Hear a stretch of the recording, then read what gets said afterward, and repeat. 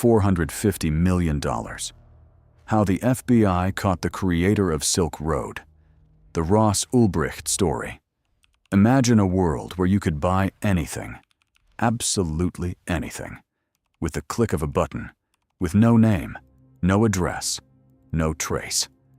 A world where the most dangerous substances on Earth were just one anonymous transaction away, delivered to your doorstep in an ordinary envelope, wrapped in vacuum-sealed plastic, indistinguishable from the rest of your mail.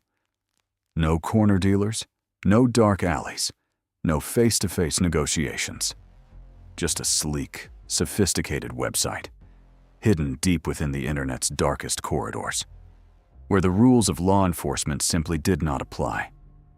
That world existed. It was real.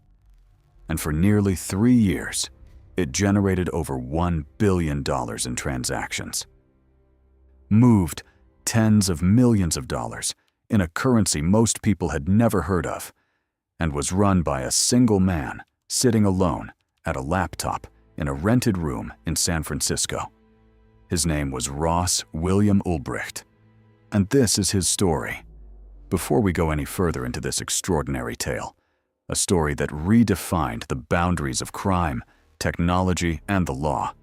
If you are new to this channel, now is the perfect moment to subscribe and hit the notification bell so you never miss a story like this one. We bring you the most compelling true crime, espionage, and intelligence narratives from around the world, told with the depth and intensity they deserve. Subscribe now. Let's begin. Ross William Ulbricht was born on March 27, 1984, in Austin, Texas. By every outward measure, he was the kind of young man parents dream about. He was an Eagle Scout, the highest rank in the Boy Scouts of America, a distinction that demands years of discipline, community service, and moral leadership. He was bright, curious, well-liked. He studied physics at the University of Texas at Dallas, earned his undergraduate degree with honors, and then pursued a graduate degree in materials science and engineering at Penn State University. His academic record was exceptional. His future seemed luminous. But something was stirring beneath the surface of Ross Ulbricht's bright exterior. Like many young intellectuals of his generation, he was deeply influenced by libertarian philosophy, the conviction that governments overreach their authority, that individuals should be free to make their own choices without state interference, and that free markets, left entirely unregulated, represent the purest form of human freedom.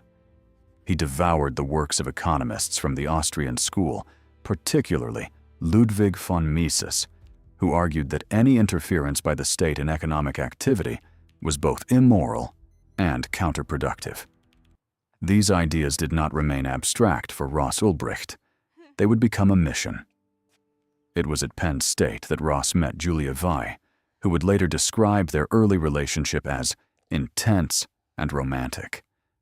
They fell in love quickly, the way young people do when they discover a shared intellectual and emotional world. She watched him evolve from the curious, energetic graduate student she first knew into something more consumed, more driven. When they eventually moved to Austin together, Ulbricht tried various ventures. Day trading, an online used book business. None of it clicked. None of it satisfied the vision forming in his mind. He wanted to build something larger, something that would challenge the very foundations of government authority over commerce, something that would change the world. In early 2011, he began building it. The ancient Silk Road was a network of trade routes stretching thousands of miles across Central Asia, connecting China with the Mediterranean world. For centuries, it was the artery of global commerce. Spices, silk, gold, ideas, and culture flowing between civilizations. Ross Ulbricht chose the name deliberately. He saw himself as creating a new kind of trade route, one that would bypass the gatekeepers of modern commerce, just as the ancient routes had bypassed the political borders of their time. In January 2011, at the age of 26, Ulbricht launched the Silk Road. It was not accessible through Google or Firefox or any conventional browser. To reach it, you needed a specialized piece of software called Tor, the Onion Router, a system originally developed by the United States Navy to allow intelligence operatives to communicate anonymously. Tor worked by bouncing internet traffic through a series of encrypted relays around the world, making it virtually impossible to trace the origin or destination of any communication. The Silk Road existed inside this hidden network, accessible only to those who knew how to navigate it. On the Silk Road, there was no cash, no credit cards. All transactions were conducted in Bitcoin, a brand new, decentralized digital currency that at the time most people had barely heard of. Bitcoin transactions were recorded on a public ledger called the blockchain. But because users could create wallets without providing any identifying information, they offered a powerful layer of anonymity. The combination of Tor and Bitcoin created what Ulbricht believed was an impenetrable shield of privacy. He was convinced that law enforcement would never be able to reach him. What began as a modest marketplace for psychedelic mushrooms, the first listings on the site, rapidly exploded into something far more vast and consequential. Within months, Silk Road was hosting thousands of listings for nearly every drug imaginable: heroin, cocaine, MDMA, LSD, methamphetamine, prescription opioids, marijuana, and hundreds of exotic and synthetic substances. Sellers competed on quality and reputation. Buyers left reviews. There was a dispute resolution system. There were forums where users debated the relative merits of different products, shared harm reduction advice, and discussed philosophy. Ulbricht, operating under the pseudonym Dread Pirate Roberts, a name taken from the film The Princess Bride, where it referred to a legendary figure whose identity was perpetually shifting, positioned himself as the philosopher king of this underground empire. He gave interviews to journalists on encrypted chat platforms. He wrote long philosophical screeds in the Silk Road forums about freedom, autonomy, and the failure of the war on drugs. He was not, in his own framing, a criminal. He was a revolutionary. The numbers that accumulated over the next 2.5 years were staggering. By the time the FBI shut the Silk Road down in October 2013, the platform had processed approximately 9.5 million Bitcoin in total transactions, a figure that, at the exchange rates prevailing at the time, amounted to roughly $1.2 billion in sales. The commissions that Dread Pirate Roberts collected on those transactions, typically between 8 and 15% depending on the sale size, totaled an estimated 600,000 Bitcoin, worth approximately $80 million at the time of the shutdown. The platform had, at its peak, over 150,000 registered users. It employed a team of paid administrators and moderators who resolved disputes, handled customer complaints, and maintained the site's infrastructure. There were vendors from dozens of countries shipping product across international borders, hidden inside ordinary packages, books, electronics, clothing. The Silk Road had become, as FBI Special Agent in Charge George Venizelos would later describe it, the most sophisticated and extensive criminal marketplace on the internet. Behind all of it, in rented rooms in San Francisco, sat Ross Ulbricht, alone with his laptop, managing a global empire while his neighbors had no idea who he was. The first ripples of official attention reached the Silk Road almost immediately after it launched. On January 27, 2011, just weeks after the site went live, a tax agent from the Internal Revenue Service stumbled across a post on an online forum for users of psychedelic mushrooms. The post mentioned a new, anonymous online market called Silk Road and directed curious readers to its .onion address. The agent noted it, filed it away. The digital breadcrumb sat dormant for a while, but it had been found. In June 2011, Senator Chuck Schumer of New York and Senator Joe Manchin of West Virginia sent a letter to the Department of Justice and the DEA, demanding that the agencies investigate and shut down what they described as a blatant, open marketplace for illegal drugs. Schumer held a press conference. The story went mainstream. Suddenly, Silk Road was front-page news, which, in a dark irony, dramatically increased its traffic and its user base. The very publicity meant to kill it gave it new life, but the institutional machinery of law enforcement was now in motion. The FBI's elite cyber investigations unit in New York took an interest. The Drug Enforcement Administration assigned agents to the case. Homeland Security became involved, and crucially, the Internal Revenue Service, whose Criminal Investigation Division had a mandate to follow money wherever it led, began probing the site's financial flows. The challenge facing investigators was unlike anything they had encountered before. The Silk Road operated on a technical architecture specifically designed to thwart law enforcement. Tor masked the location of the servers. Bitcoin obscured the financial transactions. The entire marketplace was built around the principle of anonymity. Every traditional investigative technique, surveillance, informants, financial records, had been rendered, at least on the surface, useless. Jared Deryagyayan, a Homeland Security agent working out of Chicago's O'Hare International Airport, was one of the first investigators to make real headway. He had been intercepting packages at the airport, small envelopes arriving from overseas, packed with ecstasy pills, MDMA, and other substances, and tracking them back to Silk Road sellers. He pushed internally for a more aggressive, coordinated investigation of the platform itself. His persistence helped turn the bureaucratic gears. Meanwhile, a different kind of hunt was underway in New York. Christopher Tarbell, an FBI agent who would eventually lead the operation that brought Ulbricht down, was part of a cyber team that had developed expertise in penetrating Tor-protected networks. They began the painstaking work of trying to identify the server that hosted the Silk Road. If they could find the server, they could find the operator. For all the technical sophistication of the Silk Road, it was ultimately built on a foundation of human error, and those errors, accumulated over months and years, would prove fatal. The first critical mistake came before the site even launched. In January 2011, a user going by the handle Altoid posted on a popular online forum for magic mushroom enthusiasts, casually mentioning a new anonymous marketplace called Silk Road and providing a link. The post was a piece of guerrilla marketing, an attempt to drum up interest among the kind of people who might use such a platform. It was, in the language of internet marketing, astroturfing.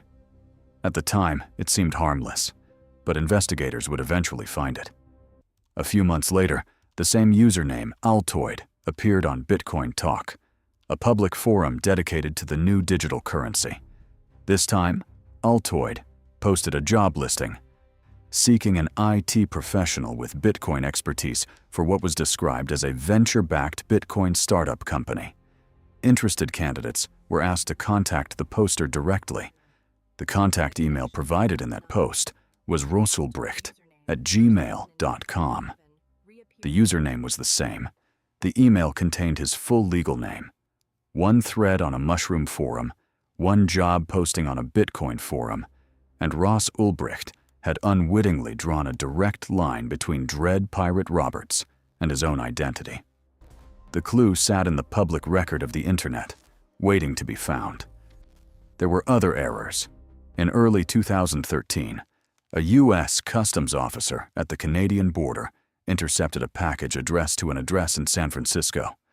Inside were 9 fake identification documents, driver's licenses bearing different names, but all featuring the same photograph.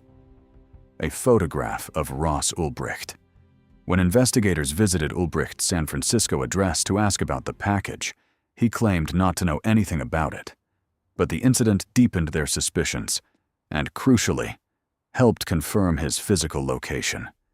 Meanwhile, IRS Criminal Investigations Special Agent Gary Alford had been conducting his own independent research on evenings and weekends, largely off the official clock, following a hunch. Alford searched for any early online mentions of the Silk Road's .onion address, working on the theory that whoever had built the site had probably advertised it somewhere in the public internet before it gained notoriety. He found the Altoid post on the Mushroom Forum. He cross-referenced Altoid across multiple platforms. He found the Bitcoin Talk job listing. He found the Gmail address. And in mid-2013, he brought his findings to Deryegiayan and the broader investigation. A 29-year-old former University of Texas physics student named Ross Ulbricht was in Alford's assessment, a pretty good match for Dread Pirate Roberts. But a name was not enough. Investigators needed hard evidence. They needed to connect Ross Ulbricht to the actual operation of the Silk Road beyond any reasonable doubt. And that meant finding the server. In the spring of 2013, the FBI's technical team achieved a critical breakthrough. They identified a Silk Road server in Iceland. The method by which they located it has been a subject of legal debate. Ulbricht's defense team later argued that the FBI had improperly exploited a software vulnerability to identify the server without a warrant, a claim the government disputed.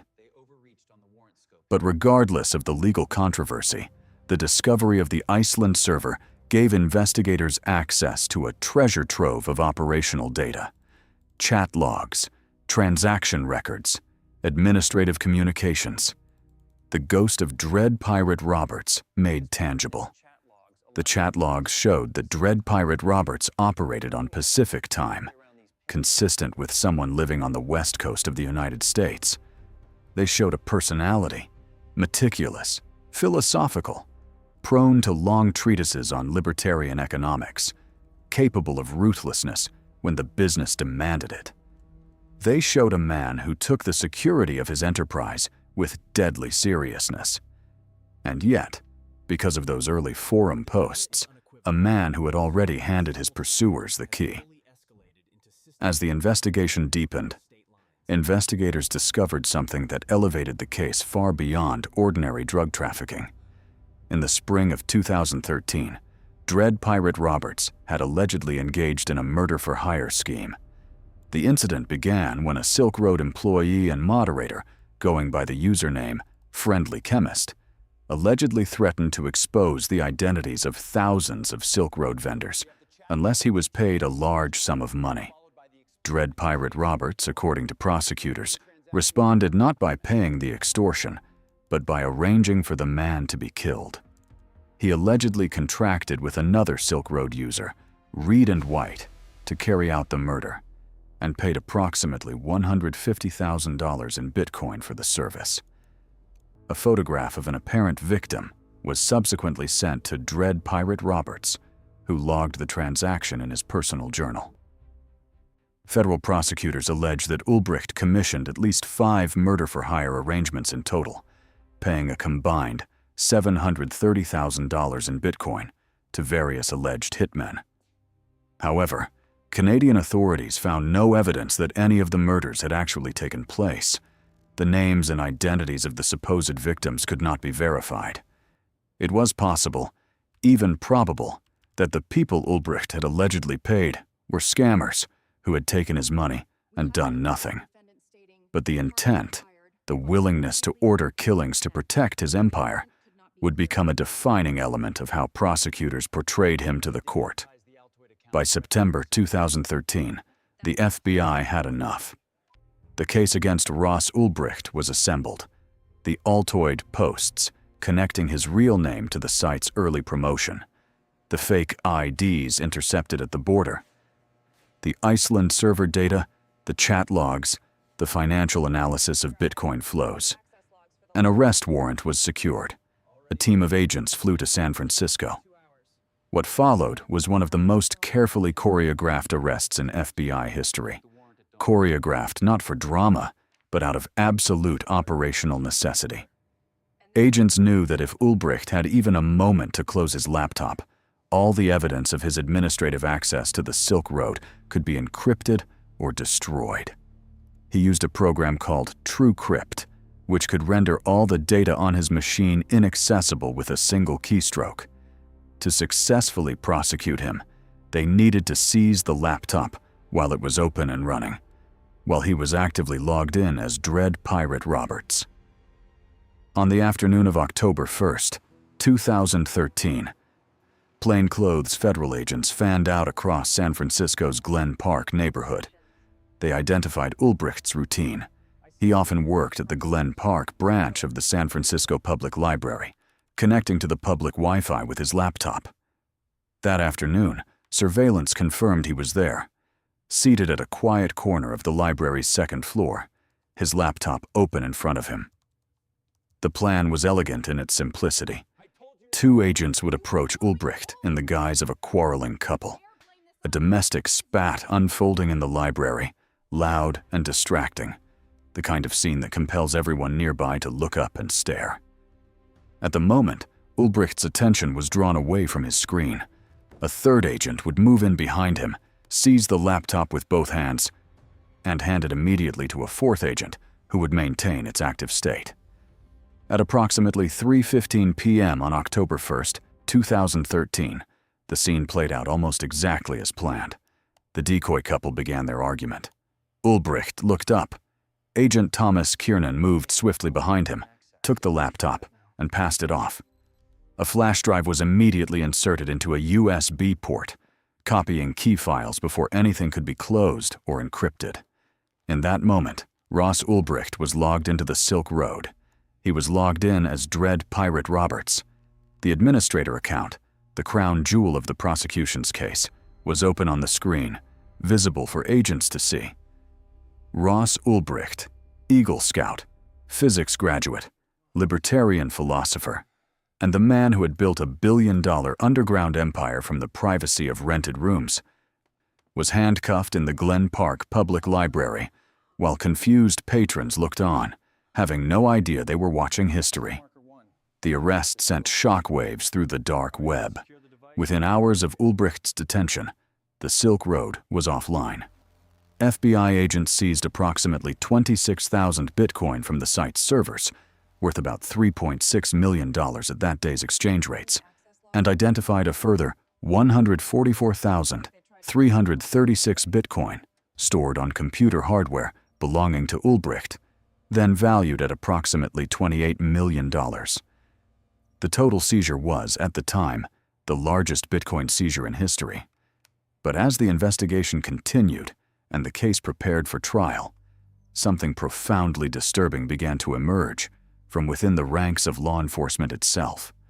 Two federal agents, Carl Mark Force IV of the Drug Enforcement Administration and Sean Bridges of the Secret Service, had been operating undercover within the Silk Road investigation. Both were deeply embedded in the case, with access to sensitive evidence and communication channels. And both, it would eventually be revealed, had been systematically stealing Bitcoin from the investigation. Force, operating under multiple undercover identities, including Knob, a drug cartel kingpin persona he used to cultivate a relationship with Dread Pirate Roberts, had been siphoning funds from Silk Road accounts and conducting unauthorized transactions. He had sold information to Ulbricht about the investigation itself. Bridges, even more brazenly, had gained access to a Silk Road administrator account during the investigation and transferred approximately $820,000 worth of Bitcoin into a personal account, moving the funds just days before the servers were formally seized to prevent their own theft from being noticed. When these crimes were eventually uncovered in early 2015, after Ulbricht's trial had already concluded, both agents were arrested and charged. Force was sentenced to 78 months in federal prison. Bridges received 71 months. The corruption was never presented to Ulbricht's jury because it was not discovered until after the verdict.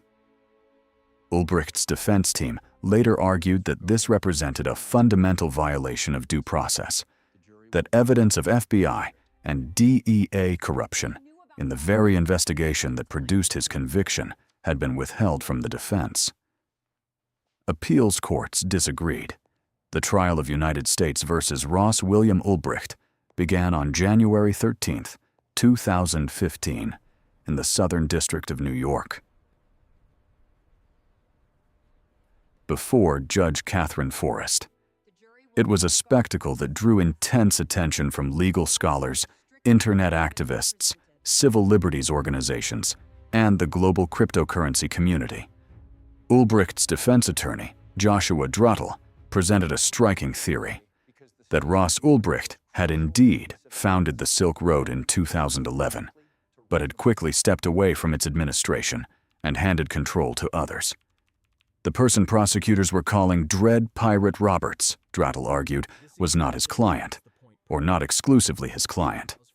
He pointed to the name itself, taken from a fictional character whose identity was deliberately obscured and transferred between individuals. He suggested that the true administrator at the time of the arrest might have been someone else entirely, and he pointed, controversially, toward Mark Karpeles, the CEO of the Japanese Bitcoin exchange Mt. Gox, as a possible alternative suspect. The prosecution's case, led by Assistant U.S. Attorney Saren Turner, was methodical and overwhelming.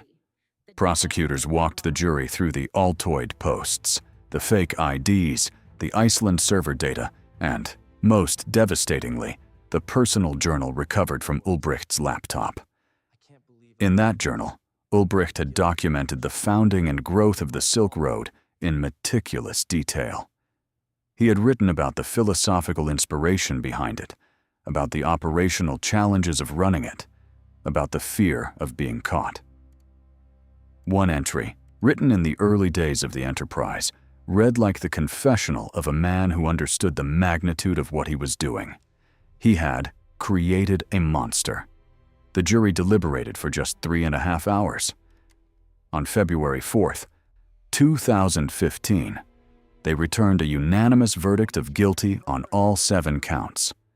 Conspiracy to distribute narcotics, distribution of narcotics by means of the internet, distribution of narcotics, conspiracy to commit computer hacking, conspiracy to traffic in false identity documents, conspiracy to commit money laundering, and engaging in a continuing criminal enterprise. Every charge. Not a single acquittal. On May 29, 2015, Judge Catherine Forrest sentenced Ross William Ulbricht to 2 consecutive life sentences in federal prison, plus 40 additional years, with no possibility of parole. It was one of the harshest sentences in the history of federal drug prosecutions. In her remarks from the bench, Judge Forrest addressed Ulbricht directly. She had received letters from individuals who claimed that drugs purchased on the Silk Road had contributed to the deaths of loved ones.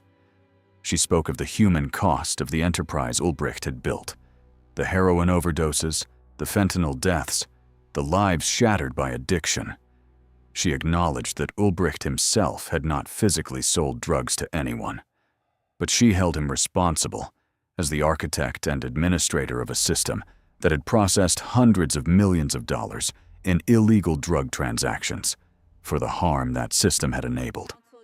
She also factored in the murder-for-hire allegations, which had not been presented to the jury and on which Ulbricht had not been convicted, as relevant to the severity of the sentence.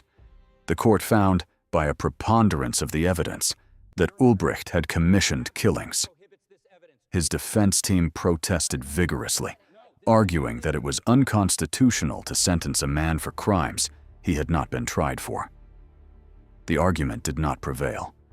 Ulbricht was also ordered to forfeit approximately $183 million in criminal proceeds. He was 31 years old. The financial dimensions of the case would grow even more staggering with the passage of time. The 144,336 Bitcoin seized from Ulbricht's hardware at the time of his arrest were auctioned off by the U.S. Marshals Service in the months that followed, at prices that reflected Bitcoin's value in 2013 and 2014. The government received tens of millions of dollars for them, but those who purchased Bitcoin at those auctions, including venture capitalist Tim Draper, who acquired 30,000 Bitcoin in a June 2014 auction for approximately $18.7 million, would later see the value of their holdings appreciate into the billions as Bitcoin's price soared in subsequent years. Then, in November 2021, an extraordinary development. The Department of Justice announced the seizure of 50,676 Bitcoin, worth approximately $3.36 billion at the time, the largest cryptocurrency seizure in U.S. history. These Bitcoin had been stolen from the Silk Road in 2013 by a hacker who had exploited a vulnerability in the platform to siphon funds. The hacker, James Jong, had hidden the Bitcoin for nearly a decade before investigators tracked him down. In 2021, Ulbricht's legal team and the prosecution agreed that Ulbricht would relinquish any ownership claim to those funds. By 2025, those same Bitcoin would have been worth more than $5 billion. The total value of Bitcoin linked to the Silk Road investigation, seized across multiple actions from 2013 to 2021, has been estimated at well over $450 million in nominal terms at time of seizure, and vastly more at peak cryptocurrency prices. From his prison cell, first at the Metropolitan Correctional Center in New York, then at USP Florence High in Colorado, then at USP Tucson in Arizona, Ross Ulbricht became something unexpected. A cause. The Free Ross movement coalesced around a coalition of libertarian activists, cryptocurrency advocates, prison reform campaigners, and internet freedom advocates who believed that Ulbricht's sentence, 2 life terms for a non-violent offense, represented a grotesque overreach of government power. His mother, Lynn Ulbricht, became the movement's most visible and tireless voice. She attended conferences, gave interviews, organized fundraisers, and moved to Colorado to be near her son when he was held at USP Florence. She appealed to politicians, celebrities, and the public with consistent dignity and determination. Ulbricht pursued every available legal avenue. He appealed to the U.S. Court of Appeals for the Second Circuit in January 2016, arguing that the prosecution had illegally withheld evidence of the DEA and Secret Service agents' corruption, and that his sentence was disproportionate.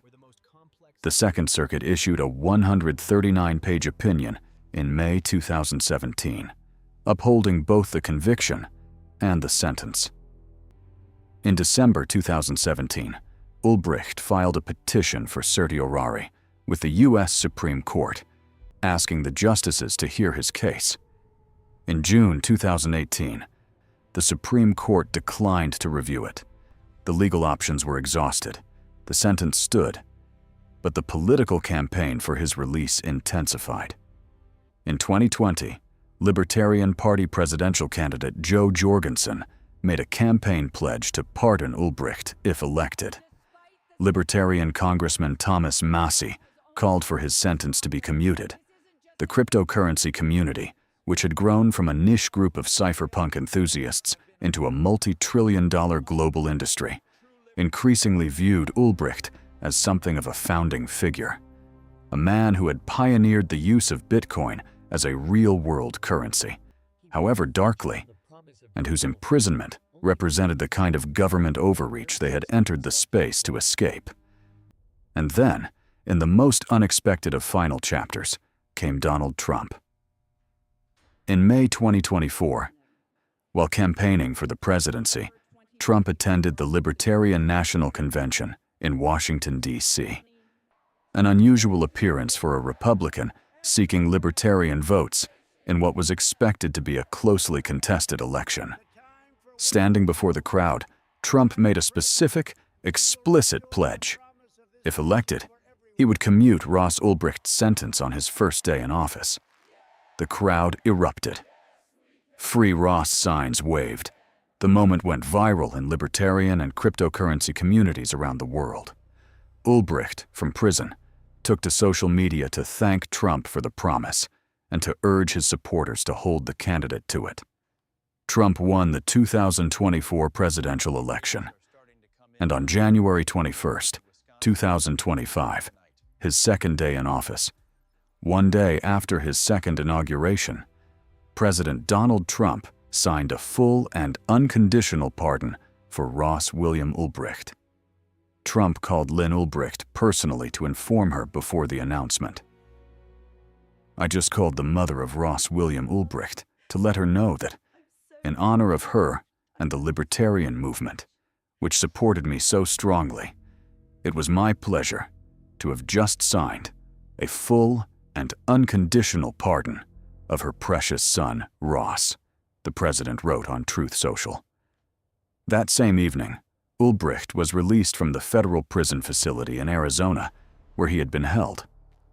After 11 years, 4 months, and 20 days behind bars, Ross Ulbricht walked out of prison. Photographs circulated on social media of him reunited with his family, his mother, Lynn, and the woman who had become his wife during his incarceration. He was 40 years old. The story of Ross Ulbricht and the Silk Road is not a simple story. It resists easy moral conclusions. It is a story about ideology, about what happens when philosophical conviction is pursued without regard for its human consequences. It is a story about technology, about how the tools we build to protect privacy can be turned equally to liberation and to harm. It is a story about law enforcement, about the extraordinary sophistication and persistence required to police a borderless digital frontier, and about the human corruption that can infiltrate even the most righteous pursuit. And it is a story about justice, about what punishment is for, about proportionality, about what society owes even those who have done serious harm. Did Ross Ulbricht deserve to spend the rest of his life in prison? The question divides thoughtful people. The drugs sold on the Silk Road killed people. The platform he built processed over $1 billion in illegal transactions. He allegedly contemplated, and perhaps commissioned, murder to protect his enterprise.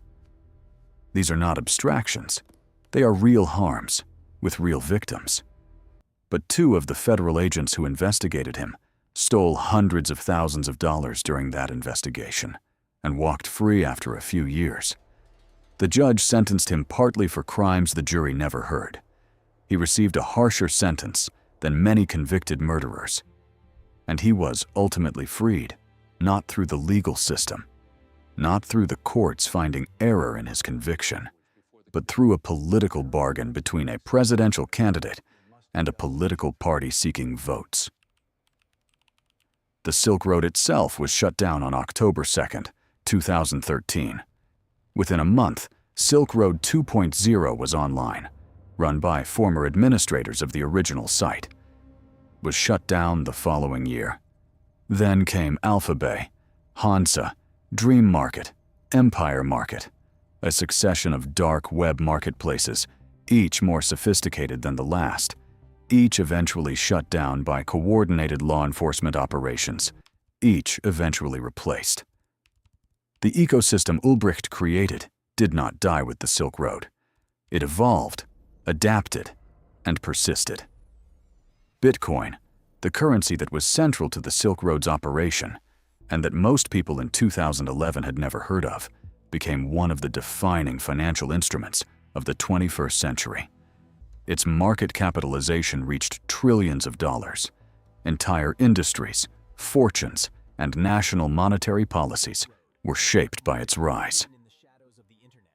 The early adopters who used it to buy drugs on a dark web marketplace in 2011 were, in a profoundly strange way, pioneers of a financial revolution. And Ross Ulbricht, Eagle Scout, physics graduate, libertarian visionary, creator of the internet's first modern darknet market, convicted drug lord, prisoner, pardoned man, remains one of the most complex and contested figures in the history of the digital age. A cautionary tale for some, a martyred hero for others. a human being in all his complexity, who made choices with consequences he could not fully foresee, and who paid for them in ways that the debate over justice, freedom, and the limits of government power has still not fully resolved. The story of the Silk Road is not over. In some sense, it never will be.